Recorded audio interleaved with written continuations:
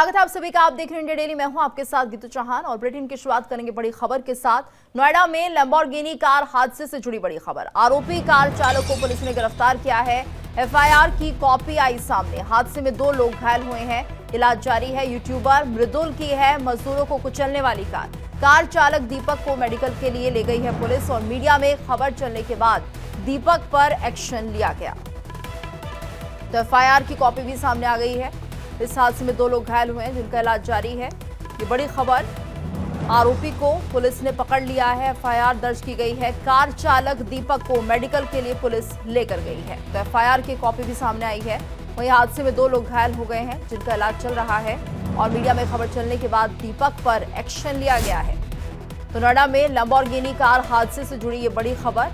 दीपक को पुलिस ने गिरफ्तार कर लिया है।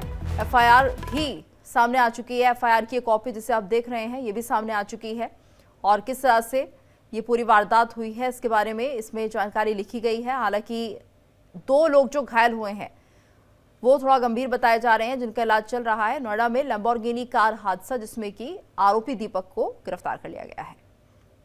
देखिए, एक व्यक्ति ने गाड़ी बहुत लापरवाही पूर्वक चलाई थाना सेक्टर 126 क्षेत्र के अंतर्गत, जिसमें 2 लोगों को चोटें लग गई। उन दोनों को तुरंत हॉस्पिटलाइज कराया गया। तुरंत ही ड्राइवर और गाड़ी को गिरफ्तार कर लिया। गाड़ी जब्त करके थाने में खड़ी है। इन पर मुकदमा भी लिख दिया गया है और आगे कार्रवाई की जा रही है।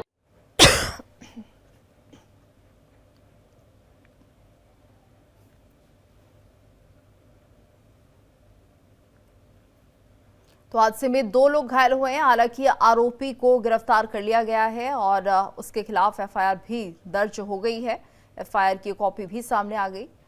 तो लैम्बोर्गिनी कार हादसा है ये जिसमें 2 लोग घायल हो गए थे और बेहद लापरवाही के साथ ये गाड़ी चलाई जा रही थी, जिसके बाद आरोपी को गिरफ्तार कर लिया गया है। हालांकि इससे पहले आरोपी की पहचान छिपाने की भी कोशिश की गई थी।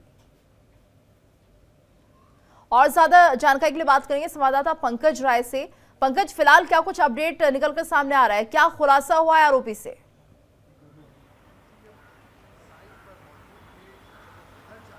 बिल्कुल, देखिए इस वक्त मैं नोएडा के सेक्टर 126 नोएडा थाने पर खड़ा हूं। मेरे पीछे आप देख सकती हैं ये वही कार है, लैम्बोर्गिनी कार, जिससे कि 2 मज़दूरों को, जो मज़दूर थे, उनको रौंद दी थी। उसके बाद उनको अस्पताल में भर्ती कराया गया, लेकिन अब स्थिति उनकी जो है सामान्य है, खतरे से बाहर है। इसमें जो आरोपी है दीपक को पुलिस ने हिरासत में लिया है और कोर्ट में पेशी भी हुई है।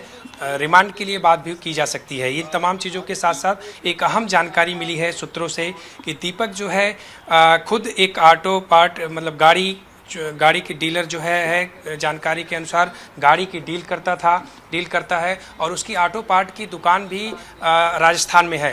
तो ये एक अहम चीज़ पर जानकारी आई सामने निकल के कि दीपक ये वही दीपक है जो गाड़ी चला रहा था, जिसको पुलिस ने हिरासत में लिया है, गिरफ्तार किया है और उससे पूछताछ कर रही है। तो ये इसमें एक अहम चीज़ निकल के सामने आई है कि जो दीपक है, दीपक का ऑटो पार्ट की दुकान है, कार डीलिंग की दुकान है, जो कि राजस्थान में है, अजमेर में। वहाँ से कार फिलहाल जो जानकारी मिली है, दीपक इस गाड़ी की भी डील कर चुका था। उसमें लगभग 1 करोड़ के आसपास की रकम जो है जिस फ्यूजन कंपनी से डील किया था गाड़ी लेने के लिए, उनको दे चुके हैं। वो रकम चाहे मालिक के पास हो या फ्यूजन कंपनी के पास हो, ये अभी कहना स्पष्ट नहीं है, लेकिन उनके जो सूत्र बताए हैं, सूत्रों के अनुसार जो जानकारी मिली है, दीपक लगभग 1 करोड़ रुपए इस कार का पेमेंट कर चुका था। टोकन मनी के अनुसार जो अभी उस कार को उनके नाम होना था वो बाकी था और उसी के दौरान टेस्ट ड्राइव के लिए दीपक गाड़ी लेके निकला था। जैसा कि उनके पिता खुद बता रहे हैं कि जब गाड़ी टेस्ट ड्राइव के लिए लेके निकला था तो उसमें कहीं ना कहीं दीपक उन्हीं से वीडियो कॉल पे बात कर रहा था और दीपक उसमें कह रहा था कि पापा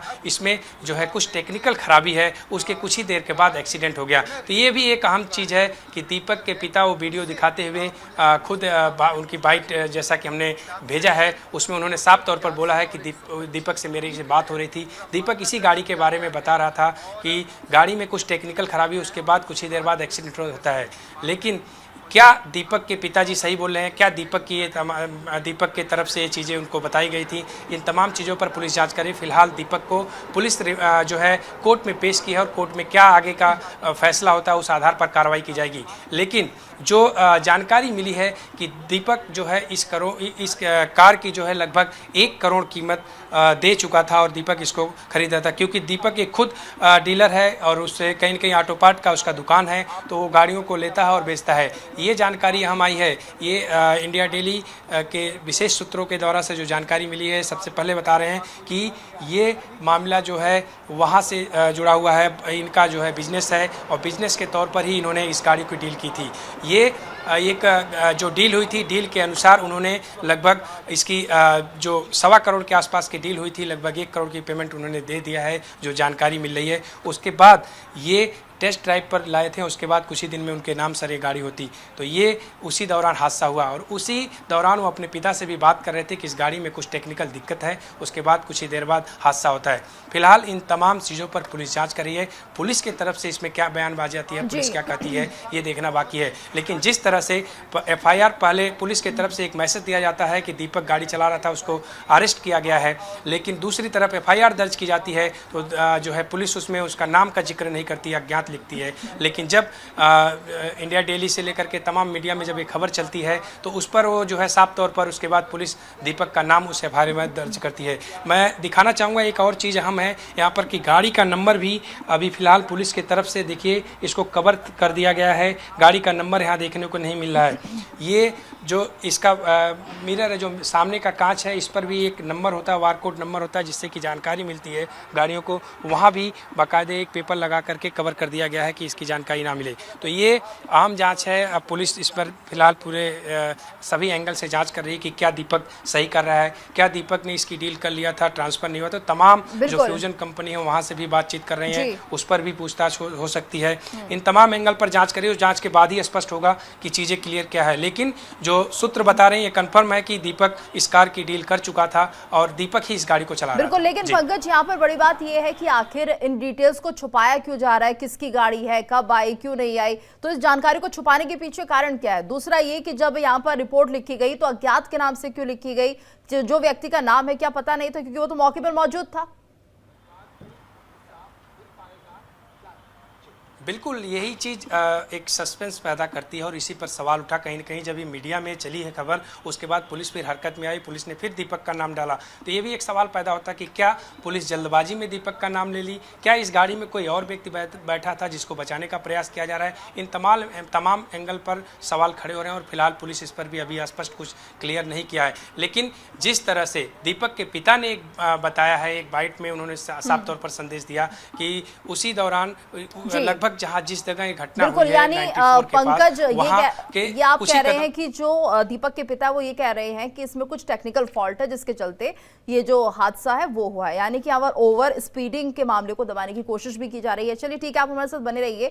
हमारे साथ मेहमान जुड़ गए हैं एलन राव जी, जो कि पूर्व DCP हैं दिल्ली पुलिस के। एलन राव जी, आपका बहुत बहुत स्वागत है इंडिया डेली पर। और ये मामला काफी गंभीर है और इसमें अब ये समझ में नहीं आ रहा है कि आखिर हुआ क्या है, क्योंकि यहाँ पर जिस तरह से एक्सीडेंट हुआ है, ओवर स्पीडिंग का ये मामला है। तकरीबन 300 किलोमीटर पर आवर की स्पीड से गाड़ी दौड़ रही थी और एक गैर जिम्मेदाराना रवैया है ये चालक का। जी नमस्कार। देखिए, ये वास्तव में ही बहुत ही गंभीर मामला है और बहुत ही एक प्रकार से ये समझिए बहुत कीमती गाड़ी को चलाने वाला आदमी कोई आम आदमी नहीं है और उसने इतनी लापरवाही से 300 किलोमीटर पर आवर की स्पीड कोई कम स्पीड नहीं होती है। ये एक प्रकार से एक हेलीकॉप्टर से भी ज़्यादा स्पीड इसमें ये मैं समझता हूँ इतनी है। और इतनी स्पीड में कोई भी आदमी, किसी को कितना जान का खतरा हो सकता है और वो खतरा कर दिया, कई लोगों को इंजर्ड भी कर दिया है इसमें। तो ये बहुत ही सीरियस मामला है। BNS की धारा इसमें लगेगी, रेस एंड नेग्लिजेंट एक्ट और causing injuries to the person for this rash and negligent driving. But इससे भी ज़्यादा मैं समझता हूँ इसमें अगर कोई आदमी बहुत ज़्यादा डेंजरस तरीके से चला रहा है और आदमी किसी की डेथ हो जाती है तो इसमें बहुत ज़्यादा serious culpable homicide not amount to murder. अगर यही इंजर्ड आदमी, ये तो बच गए हैं भगवान की दया से, लेकिन अगर ये डेथ हो जाती तो और ज़्यादा सीरियस होता और मैं समझता हूँ एक नॉन अवेलेबल ऑफेंस होता। अभी ये ऑफेंस अवेलेबल है जो कि 381 और 125 BNS का सेक्शन है, जो पहले 279, 337 या 338 इसमें लगती, डिपेंडिंग अपॉन दी इंजरीज।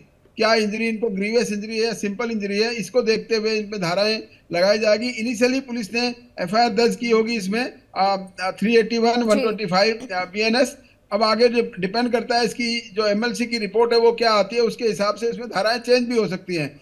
और जहां तक नाम अज्ञात के नाम से दर्ज करने की बात है, वो एक एफआईआर जब दर्ज करते हैं, मान लो किसी का कंफ्यूजन रहता है या कंफर्म नाम नहीं होता है तो उसको अज्ञात में डाल देते हैं, लेकिन बाद में जब भी जैसी कोई एविडेंस आती है उसके बाद उसका नाम उसमें उजागर हो जाता है। तो ये कोई एक प्रकार रूटीन की बात है, इसमें कोई ऐसी बात ठीक है। लेकिन राव सर, जिस तरह से यहाँ पर ये फैमिली बता रही है, दीपक के पिता बता रहे हैं कि वो कह रहे थे टेक्निकल फॉल्ट है जिसके चलते ये सब हुआ, तो लेकिन यहाँ पर एक कोशिश ये की जा रही है कि इससे बचाया जाए, यानी दीपक को किसी भी तरह से ओवर स्पीडिंग के मामले से बचा लिया जाए। ये साफ तौर पर स्पष्ट हो रहा है, क्योंकि जाहिर सी बात है जो गाड़ी की रफ्तार थी वो तेज थी। दूसरा ये कि एक वीडियो भी सामने आया, सर मैं बता देती हूँ, उसमें दीपक ही कहता हुआ दिख रहा है कि कोई मर गया है क्या इधर। तो आप खुद समझ सकते हैं वो व्यक्ति कितना जिम्मेदार होगा किसी के लिए भी, और अगर उसे छोड़ा जाता है, उस पर कार्रवाई नहीं होती है, तो इन फ्यूचर आप समझिए कि किस तरह का रवैया उस व्यक्ति का रहेगा कि ठीक है मुझ पर कोई कार्रवाई नहीं हुई और अगली बार फिर से इसी तरह की कोई वारदात सामने आ जाएगी।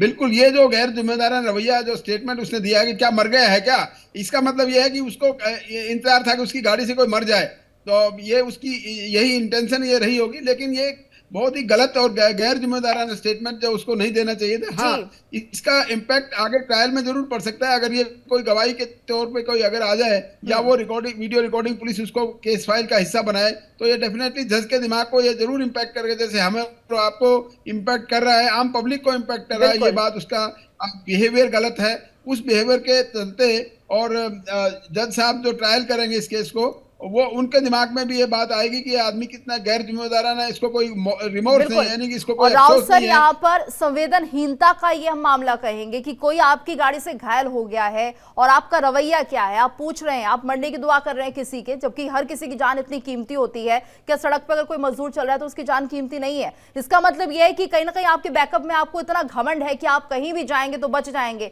कानून के साथ खिलवाड़ करेंगे तो बच जाएंगे।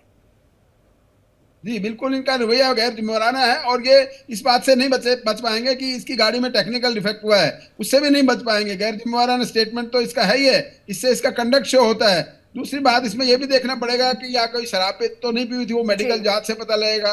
टेक्निकल अगर कोई खराबी थी गाड़ी की तो गाड़ी का इंस्पेक्शन होता है। ऐसे केसेस में एक मैकेनिकल इंस्पेक्टर होता है जो कि ऑथराइज होता है, जो मैकेनिकल जानकारी रखता है, वो देखेगा गाड़ी में क्या टेक्निकल डिफेक्ट था, इसमें नहीं था। या जनरली ऐसा उस केस में होता है जिसमें गाड़ी के चलते चलते ब्रेक फेल हो जाए, तो ब्रेक फेल हो जाता है तो ड्राइवर के कंट्रोल की बाहर हो जाती है, और वो ब्रेक फेल क्यों हुआ ये देखना पड़ता है। और अगर ड्राइवर की गलती की वजह से ब्रेक फेल नहीं हुआ, ऑटोमेटिकली अगर ब्रेक फेल हुआ है और तब ये हो सकता है, लेकिन उसमें भी स्पीड नहीं बढ़ती है। अगर ब्रेक फेल है तो स्पीड जो नॉर्मल स्पीड है उसी में रहती है। 300 किलोमीटर प्रति घंटा की रफ्तार की स्पीड तो कहीं भी नहीं हो सकती। भले ये गाड़ी लैम्बोर्गिनी है जो कि बहुत अच्छी गाड़ी गिनी जाती है, बहुत हाई एंड गाड़ियों में आती है, कई करोड़ों की गाड़ी आती है, लेकिन इसमें भी स्पीड डेफिनेटली बहुत ज़्यादा होती है। लेकिन स्पीड को चलाने के लिए ड्राइवर की जरूरत पड़ती है ना, तो ड्राइवर ने अगर इसको ओवर स्पीडिंग कर दिया तो डेफिनेटली उसकी इंटेंशन ये रही है कि इस गाड़ी के चलाने से किसी की आदमी की डेथ भी हो सकती है या किसी को बहुत सीरियस इंजरी हो सकती है। क्योंकि हमारे चाहे नोएडा हो चाहे और कई जगह हो जहाँ खुली जगह जरूर है, लेकिन फिर भी हमारी देश की सड़कें इतनी ज्यादा खुली और इतनी ज्यादा नहीं है कि जिसमें 300 किलोमीटर प्रति घंटा की रफ्तार से गाड़ी को चलाया जा सके। बिल्कुल, हमारे देश की सड़कें स्पोर्ट्स कार के लिए नहीं बनी है और ये ध्यान में रखना चाहिए हर चालक को, पंकज। और यहाँ पर एक बड़ी बात ये भी सामने आ रही है कि यहाँ पर जो संवेदनहीनता है वो तो दिख ही रही है, लेकिन यहाँ पर अपनी गलती का एहसास नहीं है कि हाँ गलती हो गई है। और जिस तरह से वो बता रहे हैं कि टेक्निकल फॉल्ट था, तो शायद जो उनका रिएक्शन वो ऐसा नहीं होना चाहिए था कि कोई मर गया है। उनका रिएक्शन होना चाहिए था कि आखिर ये कैसे हुआ और इस गलती की वजह से हुआ है, क्योंकि इसमें कुछ खामी थी। लेकिन जो उनका एटीट्यूड है, वीडियो भी सामने आ रहा है, क्योंकि किस अंदाज में निकलते हैं गाड़ी से, किस रौब के साथ निकलते हैं, तो जाहिर सी बात है उन्हें कानून का रत्ती भर डर नहीं है। बिल्कुल, देखिए जिस तरह से वीडियो में साफ तौर पर वो पूछ रहे हैं तो ये कहीं ना कहीं सवाल पैदा करता है, क्या दीपक सीरियस था या दीपक जानबूझ करके इस तरह से किया या दीपक नहीं चाहता था ऐसा कुछ हो या टेक्निकल इशू, तमाम चीज़ों पर पुलिस जांच करेगी। लेकिन दीपक अगर गाड़ी एक्सीडेंट हुआ तो दीपक को निकल करके बात करना चाहिए था, क्या हुआ, किसी को नुकसान। लेकिन जिस तरह से उनकी वायरल वीडियो साफ तौर पर वो कहते हैं अरे कोई मर गया क्या, तो ये सवाल पैदा करता है कि क्या उनका बोलने का तरीका यही है या वो जानते थे कि गाड़ी लगी हुई है उसके बाद भी इस तरह की बातें कर रहे हैं। लेकिन उसमें देखा जा रहा है कि पब्लिक जब पब्लिक से पूछते हैं, पब्लिक गुस्सा होती है, उसके बाद वो गाड़ी से बाहर आते हैं। तो ये भी एक सवाल है कि कहीं ऐसा तो नहीं वो पूछ के और फिर भागने के प्रयास में थे। अगर किसी के साथ ऐसी मिसहैपनिंग या किसी घटना होती तो शायद वो वहाँ से भाग सकते थे। ये तमाम चीज़ें क्योंकि अपने बचाव के चक्कर में उन्होंने पहले पूछ दिया, क्योंकि हर एंगल से पुलिस जांच कर रही है। पुलिस के जांच के बाद ही क्लियर होगा कि बातें क्या थी। लेकिन उनके पिता की तरफ से जो बयानबाजी दी गई है, जो उन्होंने बताया है कि उनका वीडियो में उस तरह वीडियो मुझे ही किए थे और मुझे बता रहे थे कि पापा गाड़ी में टेक्निकल इशू है और इसकी वजह से उसके बाद एक्सीडेंट हुआ। तो ये भी एक हो सकता है बयान क्या था, सच्चाई क्या है, वो तो वीडियो या उनकी जो उनके पास वीडियो है वो बातचीत का वो पुलिस जांच करेगी, उसके बाद क्लियर होगा। लेकिन अभी सवाल ये है जो कि घायल मजदूर हैं क्या उनके बयान पुलिस ने रिकॉर्ड किए हैं, क्या वो इस अवस्था में हैं कि अपने बयान दे पाए? बिल्कुल, उनकी स्थिति जो अभी जानकारी मिली है वो स्थिर है, ठीक है और अभी आज या कल 1-2 दिन के बाद उनको अस्पताल से जो है डिस्चार्ज किया जा सकता है। लेकिन अभी उनसे बातचीत करने का प्रयास किया गया, लेकिन अस्पताल परिसर की तरफ से अभी अनुमति नहीं मिली है। लेकिन जो सूत्र बता रहे हैं, जो हमने अंदर बात किया लोगों से, उनका साफ तौर पर बड़ी खबर, आरोपी के पिता क्या कुछ कह रहे हैं वो भी सुना देते हैं अपने दर्शकों को। एक्सीडेंट होने से पहले बेटे का 1 मिनट पहले मेरे पास कॉल आया, उसने मेरे को वीडियो कॉल करके देखा, पापा देखो गाड़ी में टेक्निकल कोई फॉल्ट आ रहा है। तो उसने मेरे वीडियो भेजा, वीडियो मेरे पास, मैं आपको दिखाता हूँ। और जो मीडिया में चल रहा है ना, ड्रिंक कर रखी थी या कुछ पी रखा था, उसका मेडिकल हुआ बकायदा। ना तो कभी ड्रिंक करता है ना सिगरेट पीता है, कोई इसको वो नहीं है। प्लस जहाँ एक्सीडेंट हुआ है उससे 100 मीटर की दूरी पे उसका खुद का अपना मकान है, वहां से बंदा निकल रहा था। तो 100 मीटर की दूरी पे कोई इतनी स्पीड पकड़ ही नहीं सकता है, और जस्ट ए मोड़ था। और मैं आपको वीडियो दिखाता हूँ, इसकी कहीं कोई गलती नहीं है। प्लस इसने बोला पापा मेरा एक्सीडेंट हो गया है। मैंने रुक जा बेटा, वो घबरा गया था अचानक। उसने हैंड टू हैंड 108 को फोन किया, उन लोगों को जिनका एक्सीडेंट हुआ, जिनको लगी है, उसको इन्होंने वहां भिजवाया है हॉस्पिटल। खुद पुलिस को कॉल किया है, सब कुछ इसने खुद ने किया है, और खुद पुलिस और फिर खुद गया है वो। ऐसा नहीं कि उसको कोई लेके गया हो, या कहीं हिट एंड रन वाली आ रही है मीडिया में, कहीं भागा ही नहीं होता, वहीं खड़ा था वो।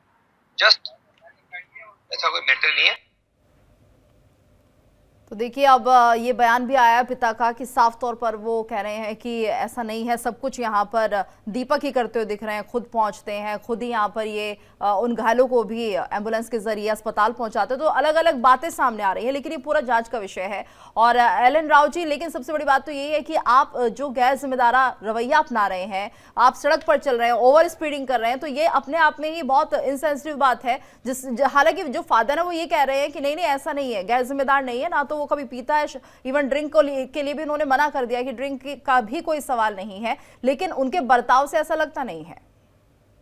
देखिए, जैसे इनके फादर को सुना है, बहुत ही समझदारी की बात उन्होंने करी है। लेकिन ये हर पिता अपने लड़के के बारे में, अपने बच्चे के बारे में ऐसा बोलता है कि वो तो बहुत ही शरीफ आदमी, लेकिन जो बर्ताव देखने की बात, जहां तक बर्ताव की नजर आ रहा है, इसका जो बिहेवियर है, जो स्टेटमेंट उसने बाहर निकलते हुए दिया है, ये जरा ऑब्जेक्शनेबल है। क्योंकि कोई भी आम आदमी इस बात को सुनेगा तो उससे ऐसा लग रहा है कि इसको कोई किसी की जान की परवाह नहीं है। जो कहता है कोई मर गया तो मर गया, कोई ऐसी मतलब क्या कोई मर गया है क्या? इसका टोन जो है, जो बात करने का टोन है, वो जरा एक बड़ा अजीब सा है, और वही एक ऑब्जेक्शनल बात है। दूसरी बात यह है कि अगर शराब पी रखी थी या नहीं पी रखी थी तो मेडिकल जांच में आया होगा। आज शराब पीना ही एक ऐसा नहीं है कि शराब पीने की वजह से नशा होता है। नशा कई और भी तरीके से होता है। आजकल के यंग बच्चे कोई और नशा भी कर सकते हैं। लेकिन बड़ी अजीब सी बात यह है कि ये जो स्पीड की जो बात कर रहे हो, ये कहाँ से आई है? ये स्पीड तो गाड़ी इतनी महंगी गाड़ी है, जो आप बता रहे हो 4 करोड़ से 8 करोड़ तक के बीच की गाड़ी है, तो इसका स्पीड का भी इसमें एस्टिमेशन गाड़ी के इंजन के या डिस्प्ले में आ जाएगा। और अगर ये वास्तव में इतनी स्पीड थी तो ओवर स्पीडिंग की डेफिनेटली इसमें बहुत ही सीरियस और डेंजरस सेक्शन इसमें बनेगा। और जब भी ट्रायल इसका होगा तो मैं समझता हूँ जज साहब इसका संज्ञान लेंगे।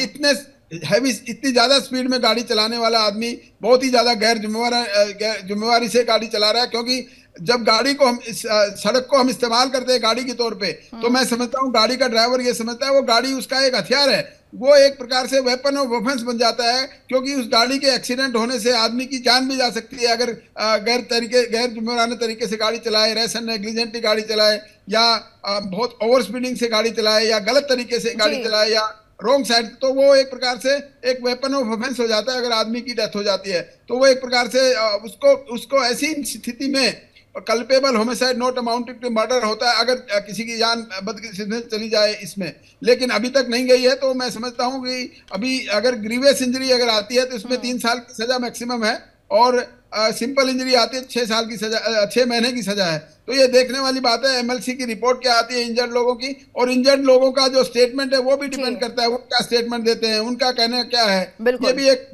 इन्वेस्टिगेशन का पार्ट रहेगा। जी ठीक है। राव सर, ये भी बताइए कि ये जो जानकारी छिपाई जा रही है, गाड़ी की जो डिटेल्स है वो छिपा दी गई है, तो इसका क्या पर्पस हो सकता है, क्या मकसद है? क्योंकि एटलीस्ट पता तो चलना चाहिए किसकी गाड़ी है, नंबर छुपा दिया गया है, इसके साथ साथ पूरी डिटेल्स, जिससे कि इस गाड़ी के बारे में और जानकारी मिलती है। क्योंकि कहा जा रहा है ये यूट्यूबर मृदुल की गाड़ी है, लेकिन कहीं ना कहीं जो मृदुल है उसे इससे पीछे रखा गया है। कहा ये भी ज्यादातर टेस्ट ड्राइव थी, यानी अभी गाड़ी पूरी तरह से परचेज नहीं की है। तो कई थ्योरीज निकलकर सामने आ रही है, लेकिन डिटेल्स छुपाने के पीछे क्या वजह हो सकती है?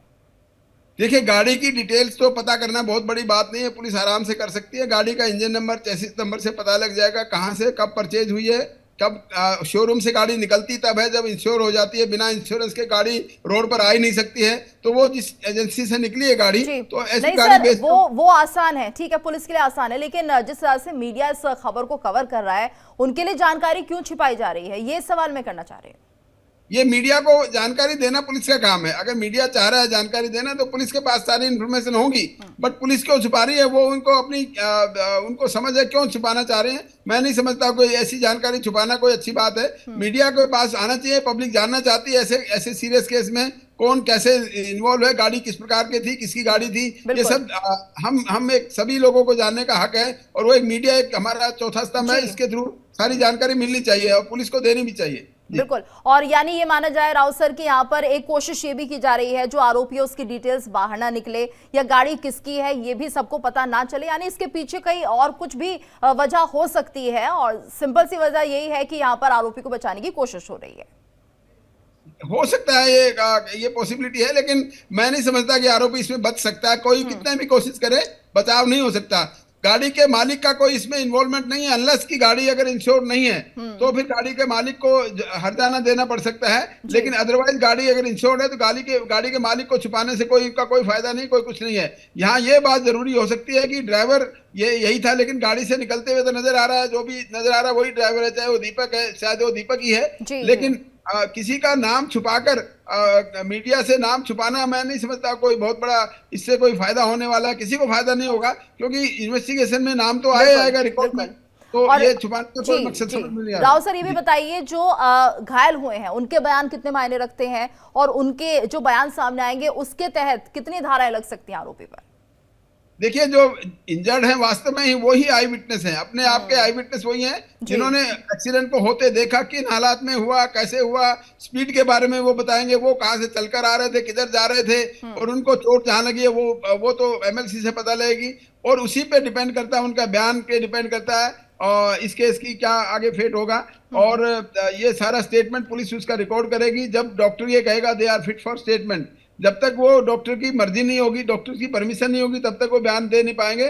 और अगर कोई बयान लिखा भी है वो वैलिड नहीं माना जाएगा, क्योंकि इंजर्ड आदमी जब तक उसको स्टेटमेंट देने के काबिल नहीं होता तब तक उसका बयान लिखा नहीं जाता है। और लिखने के बाद में जो स्टेटमेंट देंगे उसके हिसाब से उसकी धाराएं, मोस्ट लाइकली इसमें धाराएं, क्योंकि आदमी की किसी की डेथ नहीं है, तो 125 जो सिंपल या ग्रीवियस इंजरीज का केस बनेगा रैश एंड नेग्लिजेंट ड्राइविंग की वजह से। और जो रैश एंड नेग्लिजेंट ड्राइविंग का केस है वो 381 BNS होगा, 125 BNS, 381 BNS, ये धाराएं लगेंगी। और इन धाराओं के बाद अगर भगवान ना करे कि किसी की डेथ इसमें अगर हो गई होती तो फिर वो धारा अपडेट कर देते हैं आपको कि दोनों सुरक्षित हैं और खतरे से बाहर हैं, जो हमारे संवाददाता बता रहे हैं। ये अच्छी बात है, ये अच्छी बात है, खुशखबरी है कि ऐसे किसी आदमी की जान नहीं गई। और ये एक बहुत बड़ी फेस सेविंग है, और इनके लिए भी है, ये जो ड्राइवर है उनके लिए भी है, वरना उनको और ज्यादा इसमें मुश्किलों का सामना करना पड़ता। बिल्कुल। पंकज, ये देखिए, क्योंकि अब जब जिस तरह से पिता का बयान सामने आ चुका है, यानी एक कोशिश है यहाँ पर दीपक को ना बचाने की कोशिश की जा रही है। और भी खुलासे होंगे धीरे धीरे, लेकिन यहाँ पर जो एक्चुअल में हुआ है वो भी स्पष्ट नहीं हो पाया है और वो शायद मजदूरों के बयानों से ही हो पाएगा। बिल्कुल, देखिए अगर उनका बयान आएगा तो वो अहम होगा, क्योंकि वो बताएंगे कि गाड़ी की स्पीड क्या थी और गाड़ी कितनी तेज़ी से, किस गति से और किस तरफ से आ रही थी। इन तमाम चीज़ों पर स्पष्ट उन्हीं के बातचीत या उनके सामने आने के बाद ही होगा। क्योंकि अगर गाड़ी की बात किया जाए तो गाड़ी देखने से ही लग रही है कि गाड़ी की गति आप देखिए तो आमतौर पर जो गाड़ियाँ चलती हैं 80, 90, 100 उससे काफ़ी अधिक थी। क्योंकि जिस तरह से गाड़ी डैमेज है आप देख सकते हैं कि पूरा जो पार्ट है डैमेज हो चुका है। और पार्ट यहीं तक नहीं, ये लोहे का पार्ट है, लेकिन उसके बाद भी ये फट चुका है। तो ये साफ तौर पर जाहिर होता है कि गाड़ी की गति क्या थी और गाड़ी किस तरह से चली थी। वहीं गाड़ी जब लड़ती है तो इधर जो राइट हैंड में ड्राइवर की तरफ का जो एयरबैग है वो भी खुल जाता है। अंदर भी देख सकते हैं कि पूरा कांच बिखरा हुआ है। यहाँ पीछे की साइड सबसे बड़ी बात देखिए कि एलॉय व्हील जो होता है सबसे मजबूत माना जाता है, लेकिन इतनी तेजी गति से डिवाइडर पे चली है या गाड़ी क्षति हुई है, 2 लोग घायल हो गए हैं। हालांकि अब बयान बहुत अहम उनके हो जाएंगे, पिता भी सामने आ गए, आरोपी के डिफेंड कर रहे हैं, लेकिन देखना होगा अब ये केस किस तरह से इसमें धाराएं लगती है और क्या कुछ और खुलासे होते हैं। धन्यवाद आप दोनों का हमारे साथ इस पूरी चर्चा में जुड़ने के लिए।